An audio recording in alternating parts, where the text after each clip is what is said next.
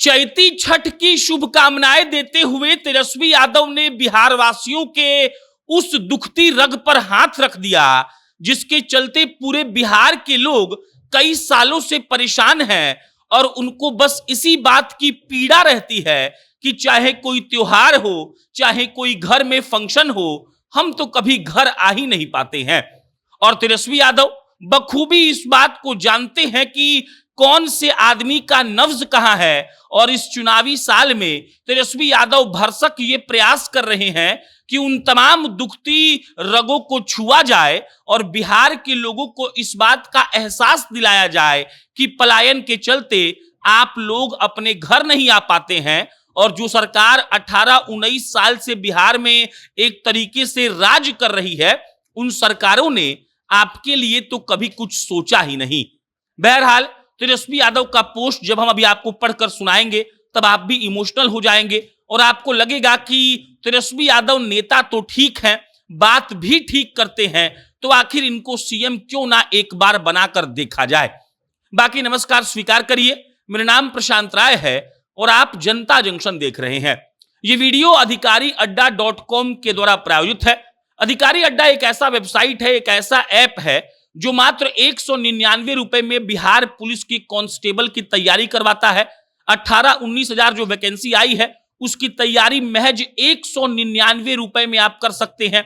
इसी पैसे में आपको दिया जाएगा 600 घंटे से ज्यादा का लाइव और रिकॉर्डेड क्लास, 15,000 MCQ क्वेश्चन मिलेंगे, 85 आपको टेस्ट सीरीज मिलेगा अलग अलग प्रैक्टिस करने के लिए और महज 199 में आप यहां से तैयारी कर बिहार पुलिस में भर्ती हो सकते हैं।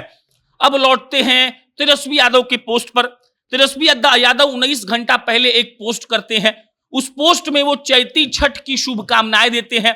आज उसी चैती छठ का परना हो गया, यानी कि सुबह में सूर्य देवता को अर्घ्य देने के बाद जो व्रती लोग थे उन्होंने खाना खाया और इसी मौके पर हमें लगा कि आपको तेजस्वी यादव के इस विजन के बारे में भी बताया जाए। पहले तेजस्वी यादव का पोस्ट पढ़ते हैं, फिर आपको बताएंगे उसका मतलब और समझाएंगे कि आखिर तेजस्वी इस पोस्ट से क्या कहना चाह रहे थे। तेजस्वी यादव लिखते हैं कि आप सभी को चैती छठ की हार्दिक शुभकामनाएं। उसके बाद वो लिखते हैं, बिहार वासियों, हर पर्व और त्योहार में हम सभी अपने गांव और परिवार से दूर रहने को मजबूर हैं। मजबूर इसलिए है क्योंकि बिहार में ना तो पढ़ाई की व्यवस्था है, न कमाई का जरिया और ना ही दवाई का प्रबंध। और दुर्भाग्य है कि 20 वर्षों की बिहार और 11 वर्षों की केंद्र की वर्तमान सरकार इस विषय पर कुछ करना तो छोड़िए, कुछ सोचती भी नहीं है।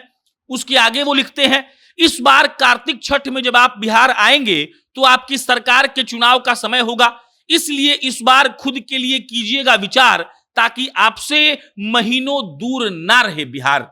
और इस इमोशनल पोस्ट का एक मकसद सीधा यह है कि बिहार के लोगों को तेजस्वी यादव पलायन का दर्द समझाना चाहते हैं। पढ़ाई के साथ साथ वो कमाई और दवाई की बात कर रहे हैं। वो कहते हैं कि ना पढ़ाई का व्यवस्था है, ना कमाई का जरिया है और ना ही दवाई का कोई प्रबंध है। एक ही पोस्ट से 3 दुखती रगों पर तेजस्वी यादव ने हाथ रखा है और इस बात में कोई लांग लपेट नहीं है कि बिहार में ना पढ़ाई है, ना कमाई है और ना दवाई है। यहाँ के बच्चे बाहर जाके पढ़ते हैं, बाहर ही नौकरी करते हैं और कभी कोई पर्व में आने का हुआ तो फ्लाइट का टिकट इतना महंगा होता है कि वो आने के बारे में सोचते भी नहीं है। इसी बारे में तेजस्वी यादव ने छठ के मौके पर लिखकर बताया है कि आखिर बिहार की सरकार ने हमारे लोगों के लिए क्या किया है। इसके अलावा तेजस्वी यादव ये भी लिखते हैं कि कार्तिक के छठ में, यानी कि जो छठ ठंडा के मौसम में अक्टूबर नवंबर में पड़ता है उसको कार्तिक का छठ बोलते हैं, उसमें जब आप लोग आएंगे तो उस वक्त बिहार चुनाव के फेज में होगा।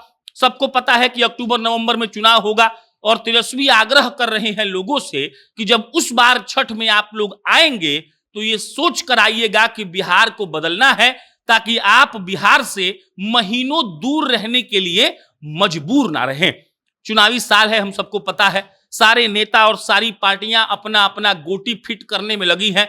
सबको बस इसी बात की दरकार है कि कैसे भी हम लोग लोगों तक पहुंचे और उनको समझाएं कि हमारा मॉडल क्या है, हमारे पास क्या क्या लोगों को देने के लिए है, मैनिफेस्टो जिसको कहते हैं। और तेजस्वी यादव पिछले 1 साल से अपना मैनिफेस्टो लोगों तक पहुंचा रहे हैं और इस बार छठ के मौके पर तेजस्वी ने पलायन, पढ़ाई, कमाई, दवाई बोलकर लोगों को फिर से जागरूक करने का काम किया है।